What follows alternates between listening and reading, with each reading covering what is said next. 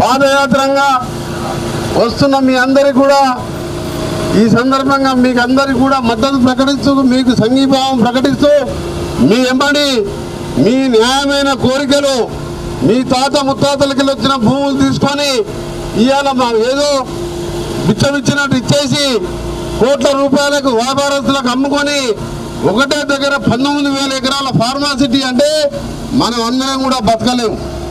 ఉన్న భూములు పోతాయి, గాలిలో వచ్చే టంగులు రోగాలు వస్తాయి, నీళ్ళలో రోగాలు వస్తాయి. మళ్ళీ ఇవాళ 10-12 లక్షలు మనకిచ్చి 1,50,00,000 వ్యాపారస్తులకు అమ్ముకుంటున్నారు. ఇవాళ సరస్వతి గారు అఖిలపక్షం పార్టీలకు అతీతంగా చేసే ఉద్యమానికి నా పూర్తి మద్దతు ప్రకటించడమే కాకుండా 3.5 సంవత్సరాల్లో దాదాపు 10 సార్లు పార్లమెంట్లో దానికి సంబంధించిన పర్యావరణ మంత్రిని అప్పుడున్న పక్కా చంద్రబాబు గారు కానీ ఇప్పుడున్న భూపేందర్ యాదవ్తో గంట సేపు కొట్లాడడం జరిగింది.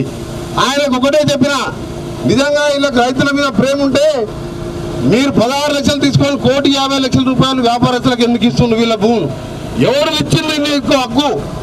వాళ్ళ తాత ముత్తాతలకు ఇచ్చిన భూములను ఇలా వ్యాపారం చేస్తున్న ఆ భూములతోని.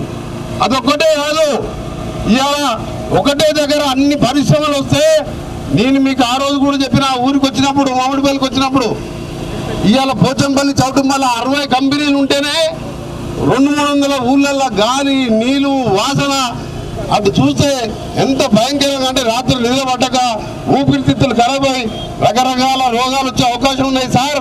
దాన్ని ఒక్క దగ్గర కాకుండా ఊర్లో లేని దగ్గర పెట్టాలని చెప్పి కూడా వారికి ఇచ్చి ఆయనతో రాపించి ఆపడం జరిగింది. ప్రధానమంత్రి గారిని కలిసినప్పుడల్లా దాని మీద ప్రధానమంత్రి గారు కూడా చెప్తున్నాను, ఇది వ్యాపారం చేస్తున్నారు సార్, వాళ్ళు ఫార్మా కంపెనీలు కాదు.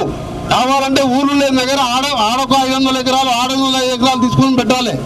కానీ ఒకటే దగ్గర ఇంత పెద్ద పెడితే రేపు సంభవించే పరిణామాలకు ఎవరైతున్నది?